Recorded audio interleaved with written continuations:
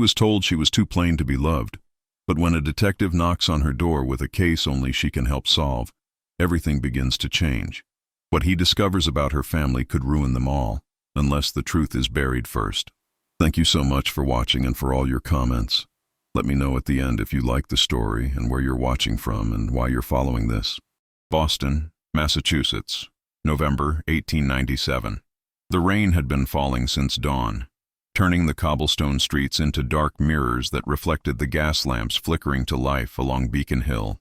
Inside the Ashford mansion, a grand 3-story brownstone that overlooked the common, 23-year-old Eleanor Ashford stood before the tall windows of the drawing room, watching the city blur beneath sheets of gray water. "You are wasting your time staring at nothing, Eleanor," came the sharp voice of Vivian Ashford, her stepmother, from across the room. "No respectable gentleman will ever look twice at a girl who spends her days wool-gathering like a common housemaid." Eleanor did not turn around. She had learned long ago that responding only prolonged these conversations. Her fingers tightened slightly against the velvet curtain she held aside, the only visible sign of the words that cut deeper each time they were spoken. "I am speaking to you, child." Vivian's heels clicked against the polished floor as she approached. "Though I suppose I should not be surprised. Your father spoiled you terribly before he passed, filling your head with nonsense about being special, about being loved. Look where that has gotten you. 23 years old and not a single proposal, not even a serious caller in 2 years. Eleanor closed her eyes briefly.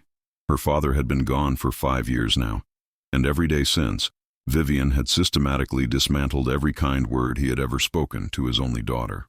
The woman her father had married in his loneliness had proven to be something else entirely once he was no longer there to see it.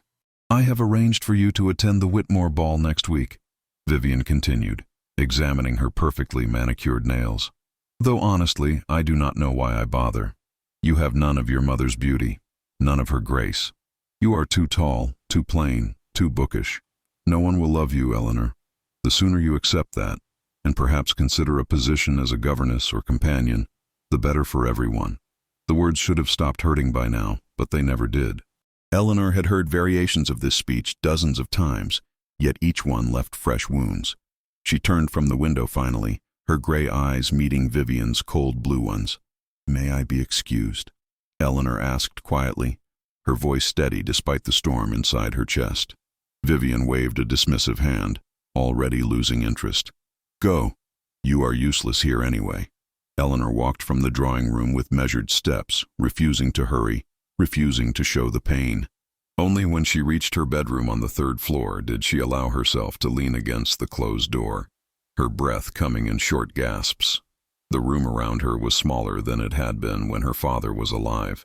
Vivian had moved her from the spacious 2nd-floor chamber to this modest space shortly after the funeral, claiming Eleanor needed to understand her true position in the household. She moved to her writing desk and sat down, pulling out the letter that had arrived that morning. It was from Mrs. Catherine Monroe, her mother's oldest friend, who lived in a comfortable home on Louisburg Square.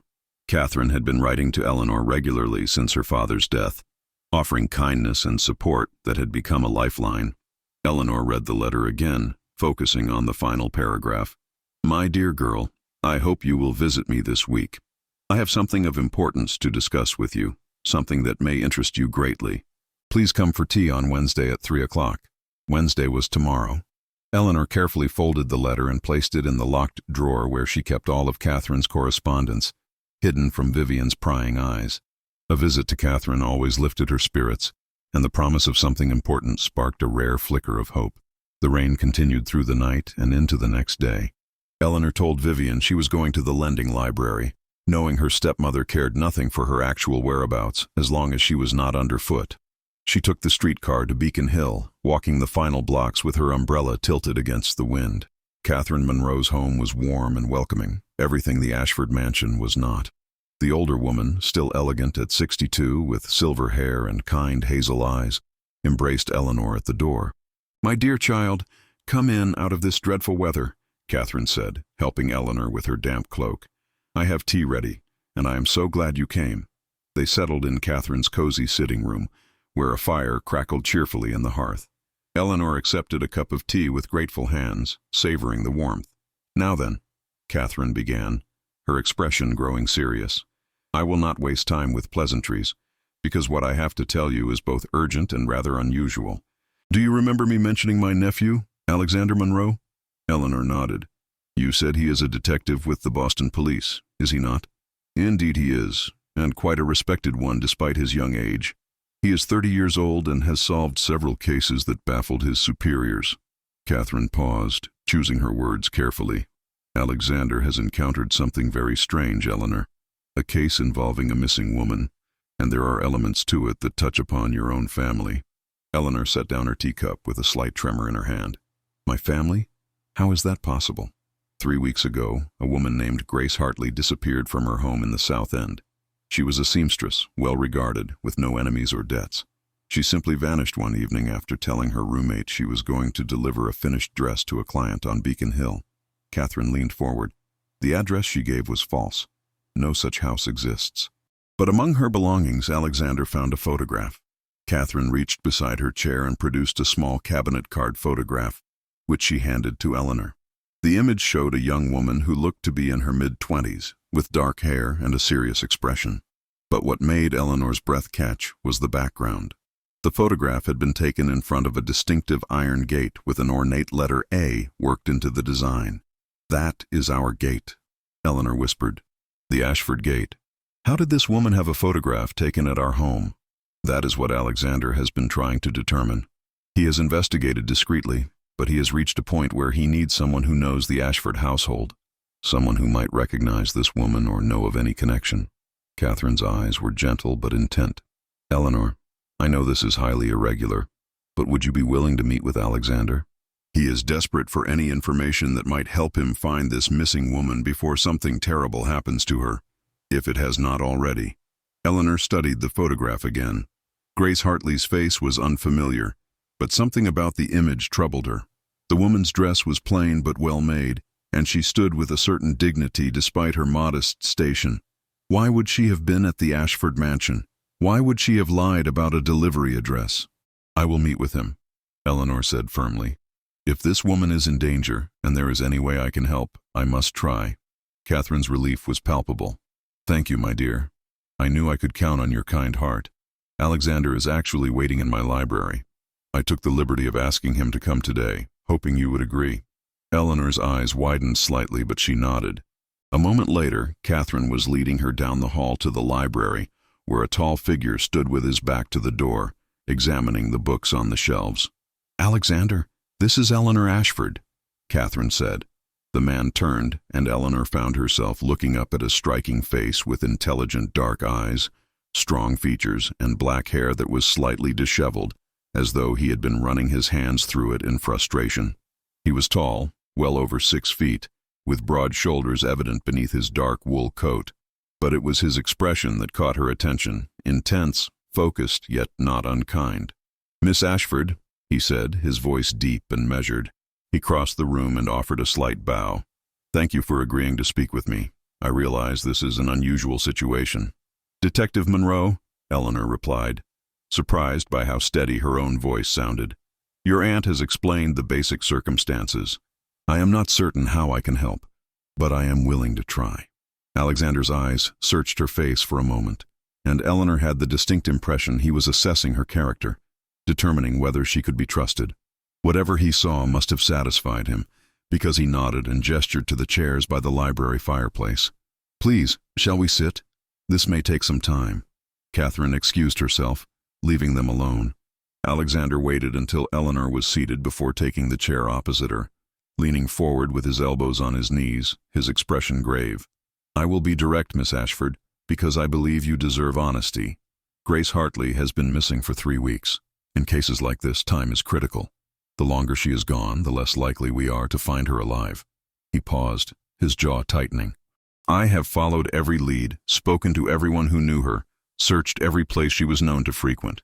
The only unusual element, the only thing that does not fit her normal pattern, is that photograph and the false address she gave.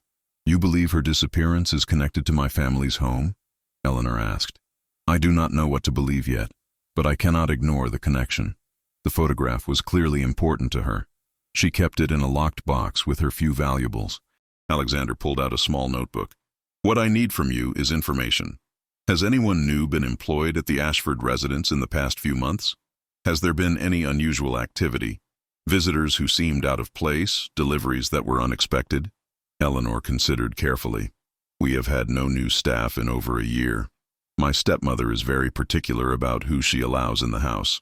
As for visitors, she entertains regularly, but always the same circle of Boston society.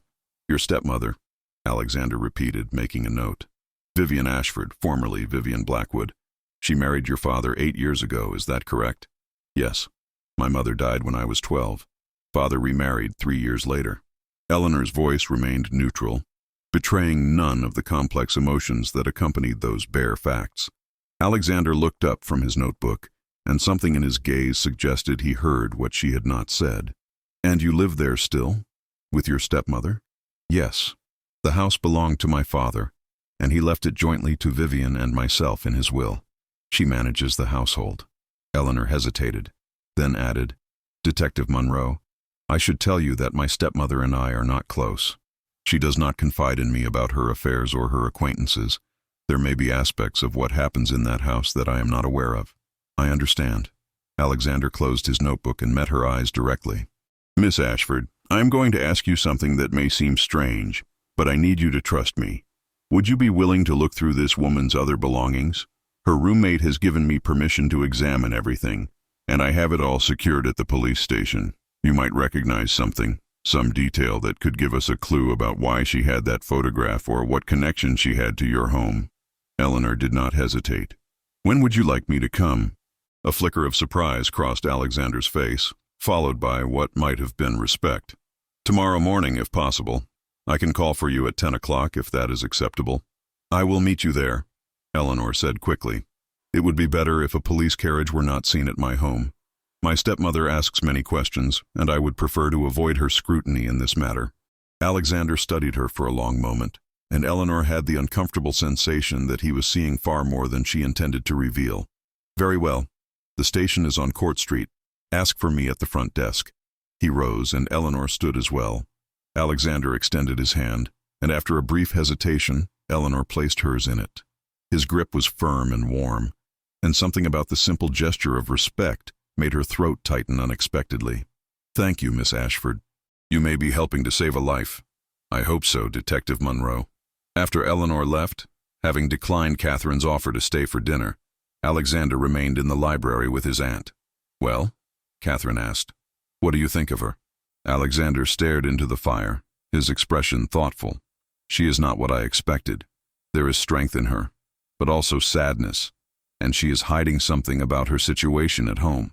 Vivian Ashford is a cruel woman, Catherine said quietly.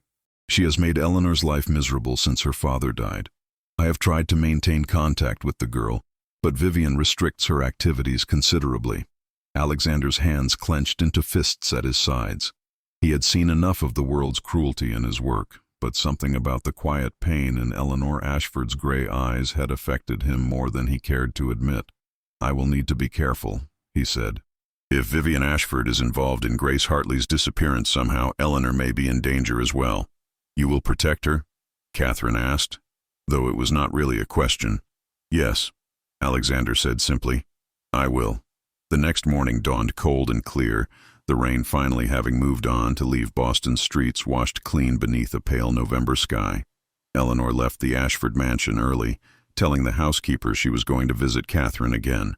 Vivian was still asleep, a small mercy that meant no interrogation about her plans. The police station on Court Street was an imposing brick building that smelled of coal smoke and strong coffee. Eleanor had never been inside such a place before, and she felt acutely aware of the curious glances from officers as she approached the front desk.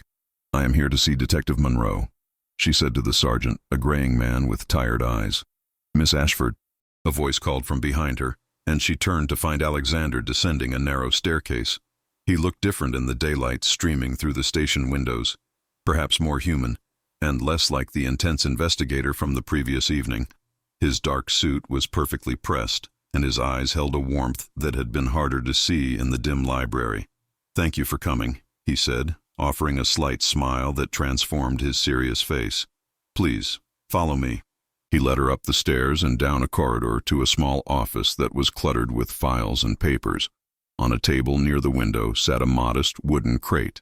"These are Grace Hartley's belongings," Alexander explained, closing the door for privacy. "Her roommate, Miss Sarah Collins, packed everything and brought it to me. She is desperate to find her friend." He moved to the crate and began carefully removing items. "I have been through all of this multiple times, but perhaps you will see something I have missed." Eleanor approached the table and looked down at the simple collection of a working woman's life. There were several dresses, all well made but plain. A few books, including a worn copy of Jane Eyre and a guide to dressmaking, a sewing kit with fine needles and thread, a small jewelry box containing inexpensive but pretty pieces, a cameo brooch, a simple gold ring, a blue ribbon. "She was a seamstress, you said?" Eleanor asked, picking up the sewing kit and examining the quality of the tools. "Yes, and apparently quite talented. She had a growing list of clients, mostly middle-class women who appreciated her skill and reasonable prices." Alexander handed her a stack of papers. "These are receipts and orders. I have verified every name on them, and they are all legitimate customers. None had any connection to Beacon Hill or the Ashford residence." Eleanor studied the receipts carefully, reading each name aloud as she went through them. "Mrs. Thomas Bradley, alterations to a visiting dress. Miss Jennifer Walsh, new evening gown in green silk. Mrs. Robert Chen, mending of a winter coat." She paused, frowning at one particular receipt. "This is odd. What is it?" Alexander moved closer, looking over her shoulder. "This receipt is for Mrs. Edmund Blackwood. That name sounds familiar, but I cannot place it." Eleanor's brow furrowed in concentration. "Wait, Blackwood was my stepmother's maiden name. Could this be a relation of hers?" Alexander's eyes sharpened with interest. "When was this work done?" "According to the date here, about 2 months ago. It was for alterations to a traveling suit." Eleanor looked up at him. "Do you think this could be the connection?" "It is possible." Alexander took the receipt and examined it closely. "Mrs. Edmund Blackwood. I will need to investigate this name, find out who she is, and if she is indeed related to your stepmother." He paused, his expression troubled. "Miss Ashford, I need to ask you something, and I hope you will forgive the indelicate nature of the question. Has your stepmother ever shown any animosity toward people of lower social classes? Has she ever expressed particular anger or resentment toward servants or working people?" Eleanor's stomach tightened. She knew exactly what he was asking and why. "My stepmother considers herself far above most people, Detective. She treats our household staff with coldness and sometimes cruelty. She believes strongly in the separation of classes and has said many times that people should know their place and stay in it." She hesitated, then added quietly, "She is not a kind woman."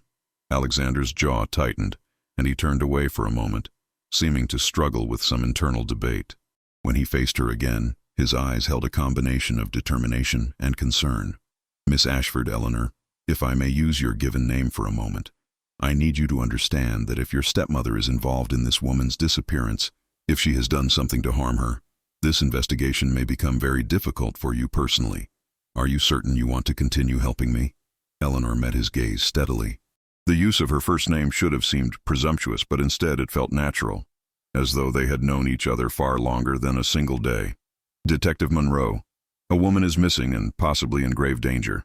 Whatever my stepmother may have done, whatever consequences may come, I cannot turn away from that. I will help you in any way I can." Something shifted in Alexander's expression, a softening around his eyes that made Eleanor's breath catch slightly.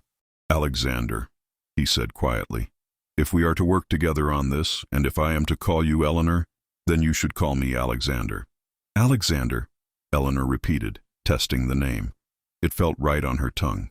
They stood there for a moment, the small office seeming somehow smaller, the air between them charged with something neither quite understood yet. Then Alexander cleared his throat and turned back to the crate. "There is more to show you. The photograph we discussed was not the only unusual item." He retrieved the small locked box and opened it with a key. Inside, beneath where the photograph had lain, was a folded piece of paper. "This is a note, written in Grace's hand according to her roommate. It says simply, 'Mrs. B, Tuesday evening, deliver personally, say nothing.'" "Mrs. B," Eleanor breathed. "That could be Mrs. Blackwood." "Precisely my thought. And the Tuesday referenced would have been the evening she disappeared." Alexander's voice was grim. "Eleanor, I believe Grace Hartley went to meet someone connected to your stepmother that night, possibly this Mrs. Edmund Blackwood." And I believe something happened during that meeting that led to her disappearance. Eleanor felt a chill run down her spine. What can we do? How can we find this Mrs. Blackwood? I will begin searching records today. In the meantime, I need you to do something that may be uncomfortable. I need you to go home and see if you can discover anything in your stepmother's papers or belongings that might connect her to Grace Hartley or to Mrs. Edmund Blackwood. Any letters? Any receipts? Anything at all? You want me to search through her private things?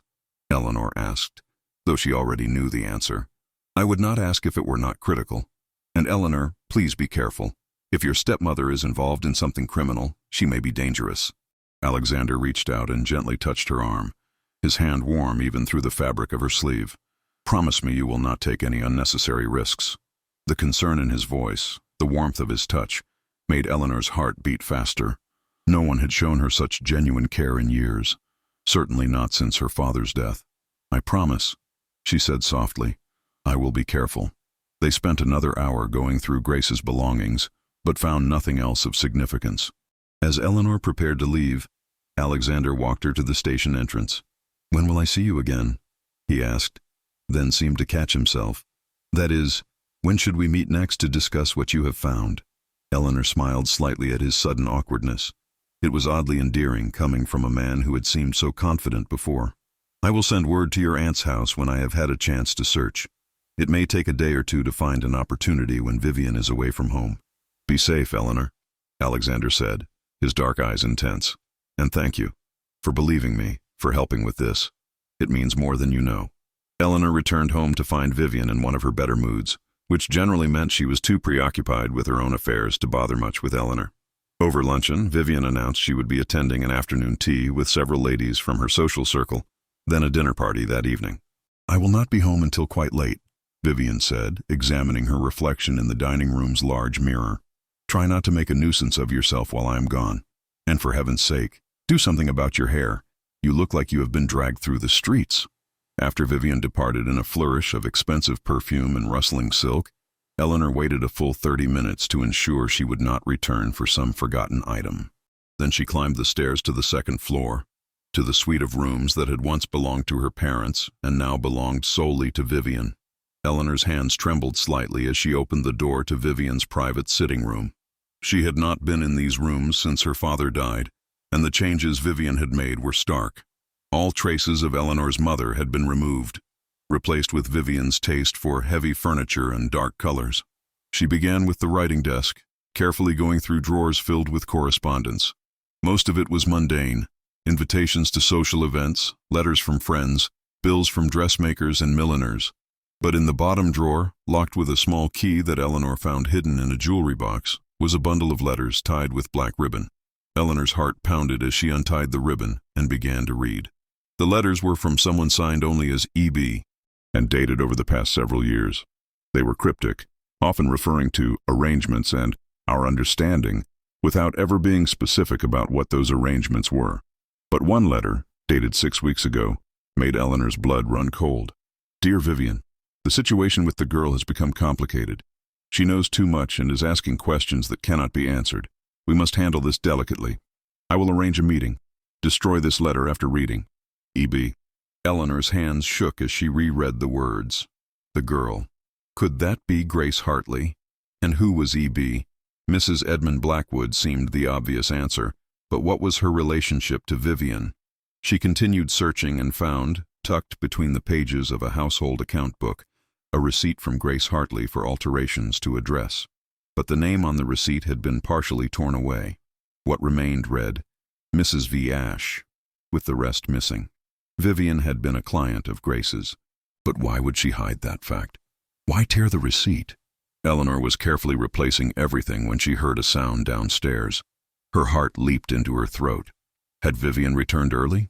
She quickly retied the letters and locked the drawer, replacing the key in the jewelry box. She had just stepped into the hallway when she heard the housekeeper's voice calling up the stairs. Miss Eleanor, are you up there? A message has arrived for you. Relief flooded through her. Coming, Mrs. Patterson.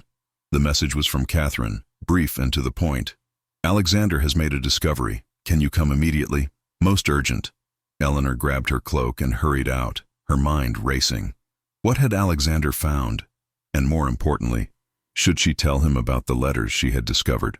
They seemed to confirm a connection between Vivian and Grace Hartley, but they also suggested something darker, something that made Eleanor's stomach churn with dread. She arrived at Catherine's home to find Alexander pacing in the front parlor, his face grim. "Thank God you are here," he said without preamble. "I have found Edmund Blackwood. Or rather, I have found information about him. He is Vivian's brother." Eleanor's eyes widened. Her brother? But I have never heard her mention a brother. She always said she had no family. "That is because Edmund Blackwood died 7 years ago in New York," Alexander continued, his voice tight. "But his wife did not. Mrs. Edmund Blackwood, whose first name is Elizabeth, is very much alive. And Eleanor I have found where she lives. She has a house on the border of Beacon Hill and the West End, a modest place for a widow of limited means." "We need to speak with her," Eleanor said immediately. "She may know what happened to Grace." "I agree, but we must be careful. If Elizabeth Blackwood is involved in her brother's widow's activities, she may be dangerous as well." Alexander paused, his expression softening as he looked at her. "But first tell me, did you find anything at your home?" Eleanor pulled the letter from her pocket, the one from E.B. to Vivian. "I found this along with several others like it. Alexander, I think my stepmother and her sister-in-law have been involved in something together, something that required them to handle Grace Hartley because she knew too much." Alexander read the letter, his face darkening with each word. When he finished, he looked at Eleanor with an expression that mixed admiration with concern. "You took a great risk getting this. If your stepmother had found you in her rooms—" "But she did not," Eleanor interrupted gently. "And now we have evidence that she knows something about Grace's disappearance. What do we do next?" Alexander was quiet for a long moment, studying her face as though memorizing it. "We go to see Elizabeth Blackwood. But Eleanor, I want you to understand that from this point forward, you may be putting yourself in real danger. Your stepmother will not react kindly if she discovers you are investigating her. I would understand if you wanted to step back and let me handle this alone." Eleanor stepped closer to him, looking up into his dark eyes with determination. "I'm not stepping back, Alexander. That woman, Grace Hartley, deserves someone to fight for her. And if my stepmother has hurt her, then she needs to face justice, no matter what that means for me." The intensity in Eleanor's eyes, the fierce compassion in her voice, struck something deep in Alexander's chest. He had met many people in his work as a detective, seen courage in various forms, but there was something about Eleanor Ashford's quiet strength that moved him profoundly. She had been told all her life that she was unworthy of love, that she was too plain, too bookish, too much of everything wrong and not enough of everything right. Yet here she stood, willing to risk everything for a stranger, showing more true nobility than any of the society ladies who looked down on people like Grace Hartley. "Then we go together," Alexander said quietly. "Tomorrow morning. I will call for you at your home at 9 o'clock. Vivian will ask questions if she sees you," Eleanor warned. "Let her ask. It is time we stopped hiding this investigation." Alexander's jaw set with determination. "And Eleanor, I want you to know something. Whatever your stepmother has told you about yourself, whatever cruel words she has used to diminish you, none of it is true. You are brave, intelligent, and compassionate. Any man would be fortunate to earn your regard." Eleanor felt heat rise to her cheeks, and her eyes stung with unexpected tears. "Thank you," she whispered. "You cannot know how much those words mean to me." Alexander reached out and gently took her hand, holding it between both of his. "I think I am beginning to understand, and I promise you, Eleanor, we will find the truth, whatever it takes." Alexander arrived at the Ashford mansion precisely at 9 o'clock the following morning, driving a modest black carriage that belonged to the police department. The November air was crisp and cold, with clouds gathering overhead that threatened more rain before the day was through. Eleanor had been awake since dawn, her nerves stretched taut with anticipation and dread. She had dressed carefully in a deep blue walking suit that had been her mother's, altered to fit her taller frame. It was one of the few possessions of her mother's that Vivian had not disposed of, likely because she considered it too outdated to be worth selling. When the doorbell rang, Eleanor was already in the front hall, pulling on her gloves. She opened the door herself before the housekeeper could reach it, not wanting to delay even a moment. "Good morning," Alexander said, his eyes taking in her appearance with unmistakable appreciation. "You look lovely." Eleanor felt warmth spread through her chest at the simple compliment. "Good morning, Alexander. I am ready." "Eleanor Ashford." Vivian's sharp voice cut through the moment like a knife. She appeared at the top of the stairs, still in her dressing gown, her face twisted with fury. "What is the meaning of this? Who is this man?" Eleanor turned to face her stepmother, drawing strength from Alexander's solid presence behind her. "This is Detective Alexander Monroe of the Boston Police. We have business to attend to this morning." Vivian descended the stairs with quick, angry steps. "The police? What possible business could you have with the police? Have you done something foolish? Have you embarrassed this family?" "On the contrary, Mrs. Ashford," Alexander said, his voice cold and formal as he stepped into the entrance hall. "Your stepdaughter has been assisting me with an investigation. A woman has gone missing, and we have reason to believe the case may have some connection to this household." Vivian's face went pale, then flushed an angry red. "That is absurd. No one connected to this house has gone missing. I demand to know what accusations you are making." "I am making no accusations at present," Alexander replied calmly. "I am merely conducting an investigation, and Miss Ashford has volunteered to help, which is her right as an adult citizen of this city." "She is under my guardianship," Vivian snapped. "Actually, Mrs. Ashford, she is 23 years old and therefore under no one's guardianship," Alexander corrected, his tone still perfectly polite but with an edge of steel beneath it. "She is free to come and go as she pleases." Eleanor felt a surge of gratitude toward Alexander for standing up to Vivian in a way she had never been able to do herself. She looked directly at her stepmother and said, with more confidence than she had ever managed before, "I will be back this afternoon, Vivian. Do not wait luncheon for me." Without giving Vivian a chance to respond, Eleanor took Alexander's offered arm and walked out of the house. Behind them, she could hear Vivian's outraged gasp, but she did not look back. "That was quite brave," Alexander said as he helped her into the carriage. "That was quite terrifying," Eleanor admitted, though she could not help the small smile that played at her lips. "But also rather liberating." Alexander smiled back at her, and the warmth in his eyes made her heart skip. "Good. It is past time someone stood up to that woman." They rode in comfortable silence for a few minutes, the carriage making its way through the busy morning streets of Boston. The city was alive with activity, street vendors calling out their wares, businessmen hurrying to their offices, ladies shopping with their maids following behind carrying packages. "Tell me about Elizabeth Blackwood," Eleanor said finally. "What else did you learn about her?" Alexander's expression grew serious again. "Not as much as I would like. She lives modestly on a small inheritance from her husband and takes in sewing work to supplement her income. She has no children. Neighbors describe her as quiet and private, rarely seen outside her home, except for church on Sundays and occasional shopping trips. She sounds lonely," Eleanor observed. "Perhaps. Or perhaps she has reasons for keeping to herself." Alexander glanced at her. "I should warn you, Eleanor, that this interview may be difficult. If Elizabeth Blackwood is involved in Grace Hartley's disappearance, if she knows what happened to her, she may not be willing to tell us the truth. Then we will have to be persuasive," Eleanor said with more confidence than she felt. Elizabeth Blackwood's house was a narrow two-story building squeezed between similar structures on a street that had once been fashionable but now showed signs of genteel decay. The paint was fading, and several shutters hung at slight angles, but the front steps were swept clean, and a pot of late-season chrysanthemums sat by the door. Alexander knocked firmly, and they waited. After a long moment, the door opened a crack, and a woman's suspicious eye peered out at them. "Mrs. Elizabeth Blackwood?" Alexander asked politely. "Who is asking?" The voice was thin and nervous. "My name is Detective Alexander Monroe, and this is Miss Eleanor Ashford. We need to speak with you about a matter of great importance. May we come in?"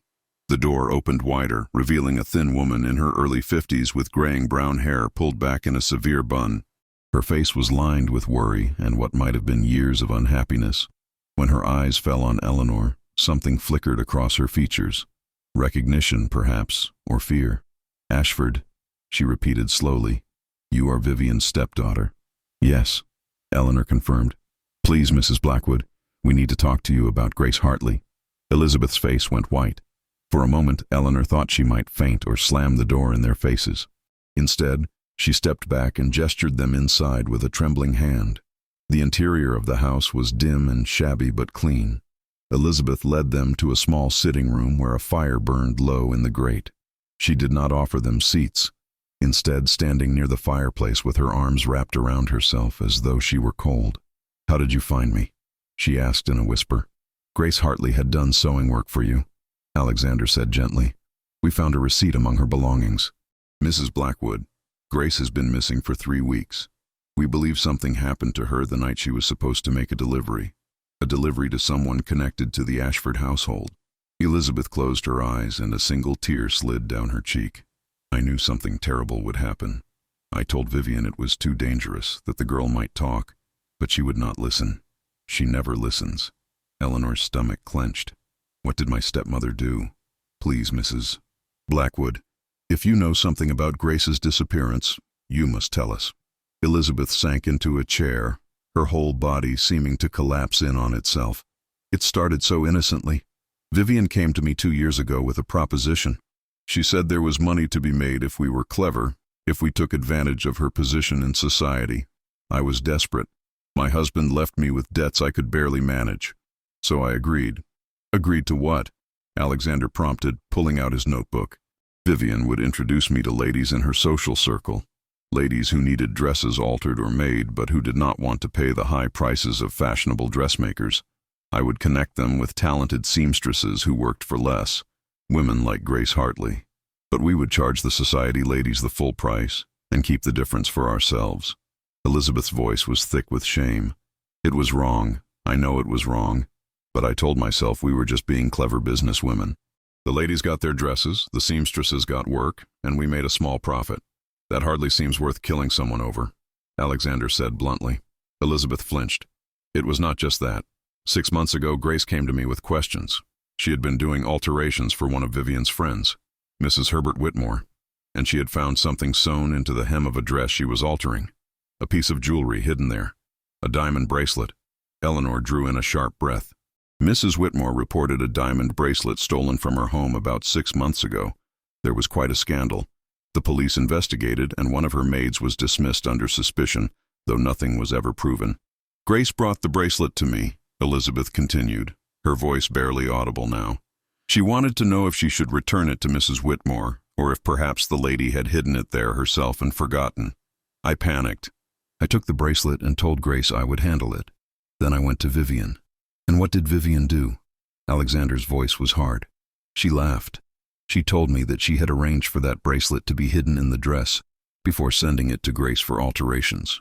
She said Mrs. Whitmore had been questioning some of Vivian's expenses, becoming suspicious about why her dressmaking bills were so high when the dresses did not seem to match the prices. Vivian wanted to create a distraction, so she had someone steal the bracelet and hide it where it would eventually be found, in a way that would cause a scandal with the servants. The maid who was dismissed was innocent." Eleanor felt sick. "So Grace discovered evidence of theft and fraud, and she would not let it go," Elizabeth said, fresh tears streaming down her face. "She kept asking questions. She was an honest girl, you see. She could not bear the idea that an innocent woman had lost her position because of something we had done. About a month ago, she told me she was going to go to Mrs. Whitmore herself and explain everything. I begged her not to. Told her it would ruin us all, but she said she could not live with the guilt." "So you told Vivian," Alexander said. Elizabeth nodded miserably. Vivian was furious. She said Grace had to be dealt with, that she could not be allowed to expose us. I thought she just meant we would have to pay Grace to keep quiet, or perhaps threaten her somehow. But then Vivian sent me a note saying she had arranged for Grace to come to the Ashford house on a Tuesday evening, that she would handle everything. I was to say nothing to anyone. That was 3 weeks ago, Alexander said. The night Grace disappeared. Yes, Elizabeth whispered. The next day, when I heard Grace had not returned home, I went to Vivian. She told me not to worry, that Grace had been taken care of, that she had been given money and sent away to New York where she could start fresh and keep her mouth shut. But I did not believe her. Vivian's eyes were cold when she said it, cold and satisfied. I knew something terrible had happened. Alexander was already on his feet. Mrs. Blackwood, I need you to come with me to the station and make a formal statement. Everything you have just told us needs to be written down and signed. Will I go to prison? Elizabeth asked, her voice small and frightened. That will be for the courts to decide, Alexander said, not unkindly. But if you cooperate fully, If you help us find out what really happened to Grace Hartley, that will work in your favor." Elizabeth stood on shaking legs. "There is one more thing. Vivian has a place outside the city, a small cottage she inherited from an aunt. She has mentioned it only a few times, but she goes there occasionally. She always insists on going alone. If something happened to Grace, if Vivian was involved, that would be where she might have taken her." "Where is this cottage?" Alexander demanded. "About 10 miles north of the city, near Lynn, on the old post road. It is set back from the road, surrounded by woods. Very isolated." Elizabeth wrapped her shawl around her shoulders. "Detective Monroe, if that girl is dead, it is my fault. I should have protected her. I should have gone to the police myself weeks ago." "Then help us now," Eleanor said quietly.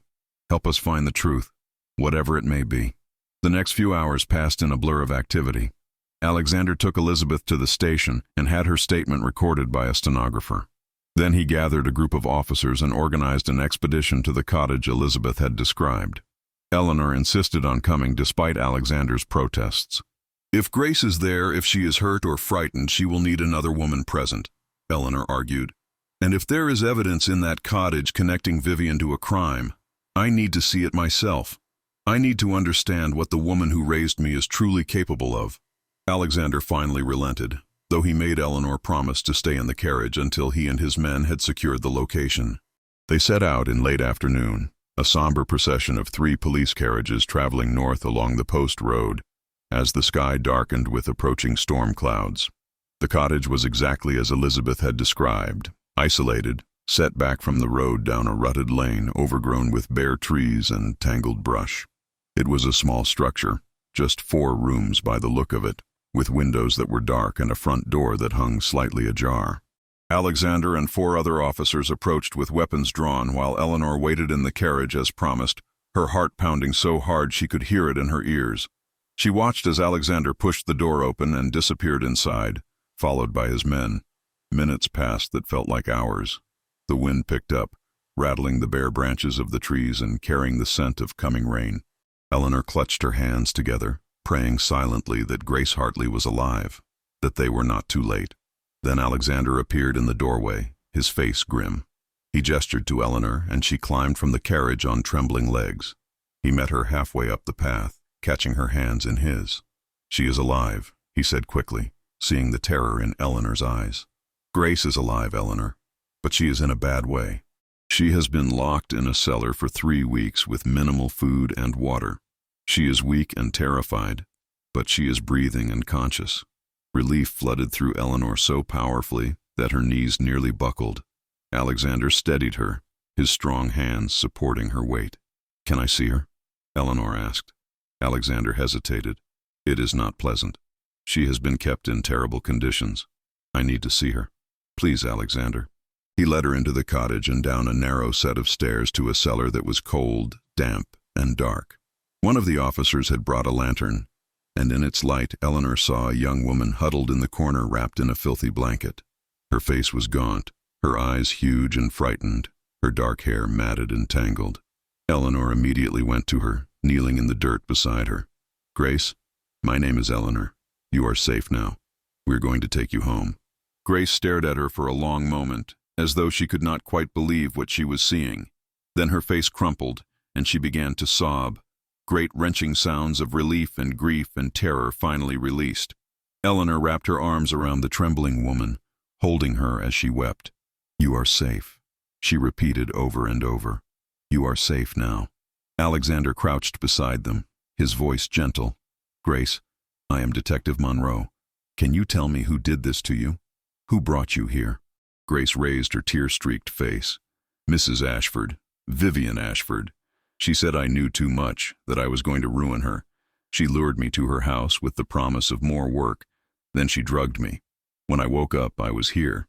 She has come twice to bring food and water, but she said she was going to let me starve.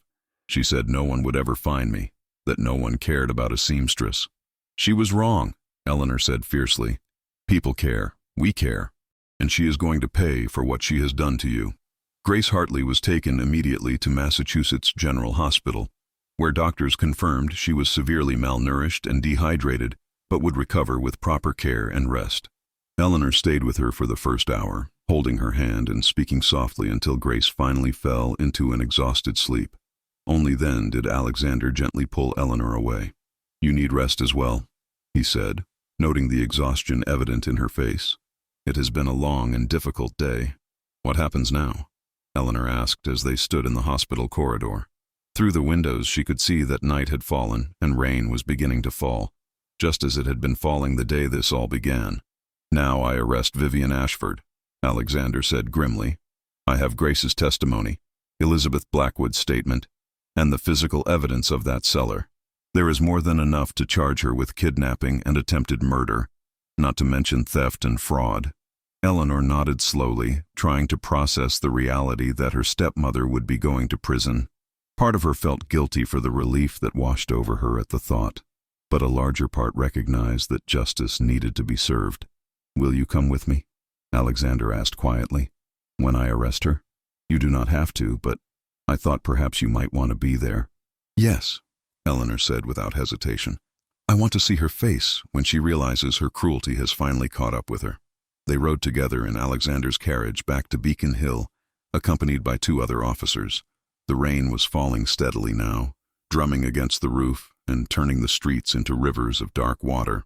Eleanor watched the city pass by through rain-streaked windows and thought about how much had changed in just 3 days. She had gone from a woman trapped in a prison of emotional abuse to someone who had helped save a life and bring a criminal to justice. And she had found something else too, something she had been told she would never have. Someone who saw her worth, who valued her intelligence and courage. She glanced at Alexander sitting beside her, his profile illuminated by passing street lamps. As though sensing her gaze, he turned to look at her, and something passed between them in that moment.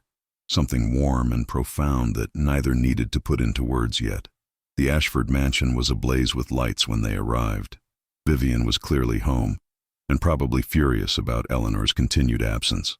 Let her be furious, Eleanor thought with a spark of defiance she had never felt before. Those days were over. Alexander knocked firmly on the door, which was answered by Mrs. Patterson, the housekeeper. Her eyes widened when she saw the police officers. "We need to speak with Mrs. Vivian Ashford," Alexander said formally. "Please tell her Detective Monroe is here on official business." Mrs. Patterson's face went pale, but she stepped aside to let them enter. "She is in the drawing room. Shall I announce you?" "That will not be necessary," Alexander said, already moving toward the drawing room with Eleanor and the other officers following. They found Vivian standing by the fireplace, a glass of sherry in her hand, her face flushed with anger. "So you have finally returned," she said to Eleanor, her voice dripping with venom. "I hope you are prepared for the consequences of your behavior today. I will not tolerate such blatant disrespect in my own home." "This is no longer your home, Vivian," Eleanor said quietly but firmly, "and you will not be speaking to me that way ever again." Vivian's eyes narrowed dangerously. "How dare you speak to me in such a manner? I took you in when your father died, gave you a place to live when you had nothing to offer in return. This is the gratitude I receive." "Mrs. Vivian Ashford," Alexander said, stepping forward with official authority in every line of his body. "I'm placing you under arrest for the kidnapping and attempted murder of Miss Grace Hartley, as well as charges of theft, fraud, and conspiracy. You have the right to remain silent, though anything you say may be used against you in a court of law." The color drained from Vivian's face, leaving it a sickly white. "What are you talking about?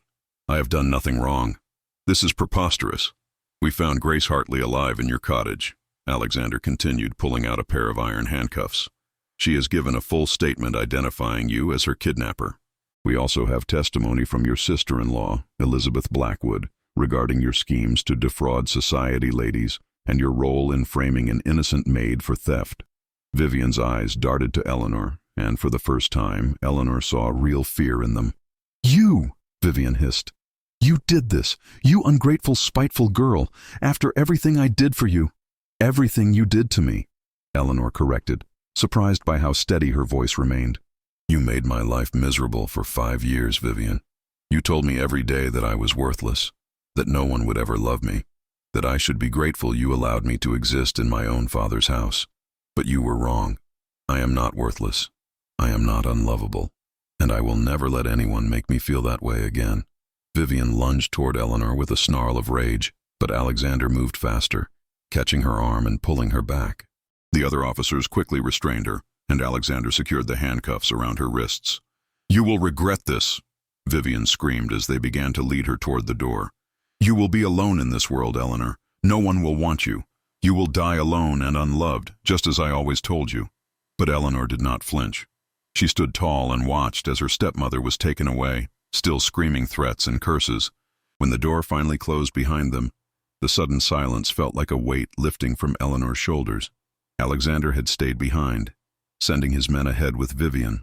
Now he approached Eleanor slowly, concern evident in his dark eyes. "Are you all right?" he asked gently. Eleanor took a deep breath, then another. She realized tears were streaming down her face, but they were not tears of sadness. "I am better than all right," she said with a shaky laugh. "I am free, Alexander. For the first time in 5 years, I am truly free." He smiled, and it transformed his serious face into something warm and wonderful. "Yes, you are. And Eleanor, I meant what I said before. You are remarkable. What you did, the courage you showed in standing up to her, in helping to save Grace's life, that took real strength. I could not have done it without you," Eleanor said softly. "You believed in me when I had stopped believing in myself. You treated me with respect and kindness when I had forgotten what those things felt like." They stood there in the entrance hall of the Ashford mansion, rain pattering against the windows, the house finally quiet and peaceful. Alexander took a step closer, and Eleanor's breath caught in her throat. "Eleanor," he said, his voice low and intimate, "these past few days, working with you, getting to know you, it has meant more to me than I can properly express. You have shown me what real courage looks like, what real goodness is, and I find myself wanting very much to continue knowing you, if you will allow it." Eleanor's heart was beating so fast she thought it might burst. "I would like that very much," she whispered. "There is something else I want to do," Alexander said, his eyes searching her face. "Something I have wanted to do since this afternoon when you held Grace and told her she was safe. But I will not do it unless you give me permission." Eleanor knew what he was asking. She could see it in his eyes, in the way he was looking at her as though she were something precious and beautiful. "Yes," she said simply. Alexander reached out and gently cupped her face in his hands, his thumbs brushing away the tears that still lingered on her cheeks. Then, slowly, giving her every opportunity to pull away if she wished, he leaned down and kissed her. It was soft and sweet and perfect, nothing like the harsh world Eleanor had known for so long. It was a promise and a beginning, and when they finally drew apart, Eleanor felt as though she had been remade into someone new, someone who could believe in happiness again. "I think," Alexander said with a smile that made her heart sing, "that your stepmother was very wrong about you, Eleanor Ashford. I think you are very easy to love indeed." Eleanor laughed, a sound of pure joy that felt rusty from disuse but genuine in every note. "And I think, Detective Monroe, that you are the most wonderful man I have ever met." They stood there together, hands intertwined, while outside the rain continued to fall. But Eleanor no longer saw the rain as something gray and dreary. Instead, she thought of how rain washed everything clean, how it nourished new growth, how it could be beautiful if you were with the right person. "Dance with me," Alexander said suddenly, his eyes bright with an idea. "Here? Now?" Eleanor asked, surprised. "Why not? The night we rescued Grace, you spoke of wanting the people who watch your story to feel they have been on an adventure. Well, we have been on quite an adventure, have we not? And every good adventure deserves a memorable moment." He grinned at her. "Besides, your stepmother always said no one would love you. I think we should prove her wrong in the most definitive way possible." Before Eleanor could respond, Alexander was leading her toward the front door. He threw it open, and cool, rain-scented air rushed in, along with the sound of water falling steadily from the sky. "Alexander, we will get soaked," Eleanor protested, but she was already laughing. "Then we will get soaked together," he said, pulling her gently out onto the front steps and then down onto the rain-slicked cobblestones of the street. The rain was cold and the pavement was slippery, but Alexander held her securely as he began to lead her in an impromptu waltz right there in the middle of the street. There was no music except the sound of the rain and their own laughter. No audience except the indifferent windows of the neighboring houses, but it was the most magical moment of Eleanor's life. They spun and swayed, getting thoroughly drenched, their formal clothes ruined, their hair plastered to their heads, and neither of them cared one bit. Eleanor felt lighter than air, felt as though she could dance forever if Alexander kept holding her like this, looking at her like she was the most beautiful thing he had ever seen. "You are dancing with me in the rain," Eleanor said breathlessly as they twirled past a street lamp. "My stepmother said no one would ever love me, and here you are, dancing with me in the rain." "Your stepmother was a fool," Alexander said firmly, pulling her closer. "And I am a detective who deals in facts. The fact is that you are brilliant, compassionate, brave, and beautiful. The fact is that any man who could not see that is an idiot. And the fact is, Eleanor Ashford, that I am falling in love with you." Eleanor's breath stopped entirely. She stared up at him, rain running down her face like tears, and saw nothing but sincerity and warmth in his eyes. "You love me?" she whispered. "I am falling in love with you," Alexander corrected gently. "I want to take my time with it, to do this properly. I want to court you the way you deserve to be courted, to show you every day that you are valued and cherished. But yes, Eleanor, I am falling in love with you. Is that all right?" Eleanor could not speak past the lump in her throat, so she simply rose up on her toes and kissed him again, there in the rain on the street where she had grown up feeling so alone and unloved. And in that kiss, she poured everything she could not yet say. Yes, it was all right. Yes, she was falling in love with him too. Yes, this was the beginning of something wonderful. When they finally went back inside, dripping water all over the entrance hall floor, they were both laughing like children. Mrs. Patterson appeared with towels and a scandalized expression that could not quite hide her smile. "Miss Eleanor, you will catch your death," she scolded, but there was affection in her voice. She had worked for Eleanor's father and had watched Vivian's cruelty with helpless disapproval for years. Seeing Eleanor happy, seeing her with this clearly besotted young man, was a gift. "I will be fine, Mrs. Patterson," Eleanor assured her, accepting a towel. Better than fine. Over the following weeks, events unfolded with satisfying swiftness. Vivian Ashford was tried and convicted of kidnapping, attempted murder, theft, fraud, and conspiracy. The judge, appalled by the evidence presented and particularly by her cold-blooded imprisonment of Grace Hartley, sentenced her to 15 years in prison. Elizabeth Blackwood received a lighter sentence of 3 years for her role in the fraud scheme, with credit for cooperating with the investigation. Grace Hartley recovered fully from her ordeal. With Eleanor's help and financial support, she was able to open her own small dressmaking shop in a respectable part of the city. The story of her kidnapping and rescue had made her something of a celebrity, and she found herself with more clients than she could handle. She hired 2 assistants and was making a good living doing work she loved. The innocent maid who had been dismissed after the bracelet incident, a young Irish woman named Bridget O'Connor, was publicly exonerated and offered her position back at the Whitmore household. She declined, instead accepting a position in the Ashford household, where Eleanor was determined to run things very differently than Vivian had. For Eleanor, the changes were profound. With Vivian gone and the house legally hers by right of her father's will, she set about transforming the cold mansion into a real home. She reopened the rooms that Vivian had closed, brought in more light and warmth, and began hosting small gatherings of people she genuinely liked rather than the shallow society crowd Vivian had cultivated. And she saw Alexander nearly every day. True to his word, he courted her properly and thoroughly. They took walks in the common, attended concerts and lectures, had dinner at Catherine's house where his aunt watched them with delighted approval. They talked for hours about everything and nothing, discovering shared interests in literature and music, debating politics and philosophy, learning each other's dreams and fears. Alexander introduced Eleanor to his work, taking her on occasional investigations when appropriate. She discovered she had a talent for noticing details and connecting seemingly unrelated pieces of information. More than once, her insights helped Alexander solve a case. He began to call her his consulting detective, which made her laugh and blush with pride. 6 months after Vivian's arrest, on a warm May evening, Alexander took Eleanor back to the spot where they had danced in the rain. The cobblestones were dry now, lit by the golden glow of the setting sun, rather than the gray light of gas lamps. The air smelled of spring flowers instead of rain. "Do you remember this place?" Alexander asked, taking both her hands in his. "I could never forget it," Eleanor said softly. "It was the night everything changed, the night I started to believe I could be happy." "Are you happy, Eleanor?" Alexander asked, his dark eyes intense on her face. Happier than I ever imagined possible, she replied honestly. You have given me so much, Alexander. Confidence, purpose, freedom, and— She paused, then said the words that still felt new and wonderful on her tongue. Love. You gave me those things too, Alexander said quietly. I was so focused on my work, on solving cases and catching criminals, that I had forgotten what it meant to truly live. You reminded me. You showed me that there is more to life than duty, that there is beauty and joy and love worth fighting for. He took a deep breath, and Eleanor suddenly realized her heart was racing.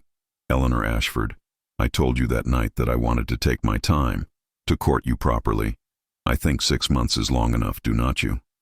He reached into his coat pocket and pulled out a small velvet box. When he opened it, Eleanor saw a ring, a simple but beautiful sapphire surrounded by small diamonds, elegant and understated and perfect. Will you marry me, Eleanor? Will you let me spend the rest of my life proving that your stepmother was wrong about everything? Will you dance with me in the rain and in the sunshine, in sorrow and in joy, for all the years we have left? Eleanor's eyes filled with tears, but they were happy tears, joyful tears, tears of a woman who had been told she was unlovable and had discovered it was a lie. Yes, she said, her voice breaking with emotion. Yes, Alexander, I will marry you. I love you so much. He slipped the ring onto her finger, then pulled her into his arms and kissed her as the sun set over Boston, painting the sky in shades of gold and pink and orange. Around them, people passed by on their evening walks, and a few stopped to smile at the young couple so clearly in love. They were married 3 months later in a small ceremony at the church where Eleanor's parents had been married. Catherine served as matron of honor, and Grace Hartley was among the guests, healthy and thriving and tearfully happy for the woman who had saved her life. Alexander's fellow detectives attended, along with a small group of close friends Eleanor had made in her new life. Eleanor wore her mother's wedding dress, carefully preserved all these years, and carried white roses that Alexander had chosen because they reminded him of her, beautiful, classic, and stronger than they appeared. As she walked down the aisle toward him, seeing the love and admiration in his eyes, she thought about how far she had come from that rainy day, when her stepmother's cruel words had cut so deep. Vivian had said no one would love her, but Vivian had been wrong about everything. Eleanor was loved, deeply, truly, completely loved by a man who saw all of her, and valued every bit of what he saw. She had friends who cared for her, a purpose in life that fulfilled her, and a future stretching ahead full of promise and possibility. As Alexander took her hand and they exchanged their vows, Eleanor Ashford, soon to be Eleanor Monroe, smiled with pure joy. The rain had washed away the old pain, and what remained was something beautiful and new, a love story that had begun with a mystery and a dance in the rain, and would continue for all the years to come. Outside the church, as they emerged as husband and wife, the sky opened up and rain began to fall, gentle and warm. Alexander laughed and pulled Eleanor close, and there on the church steps, in front of all their guests, they danced together one more time in the rain. I love you, Mrs. Monroe, Alexander whispered against her hair. I love you too, Detective Monroe, Eleanor replied, her heart so full she thought it might overflow. Thank you for proving that love was always there, waiting for me to find it. We found it together, Alexander corrected gently, then kissed her again as the rain fell around them and their friends cheered and the world was bright with possibility. And Eleanor knew, with absolute certainty, that her stepmother had been wrong about everything that mattered. She was loved. She was valued. She was home. The end of their mystery had become the beginning of their greatest adventure, a lifetime of love, partnership, and joy. And that was the truest and best kind of happy ending there could be.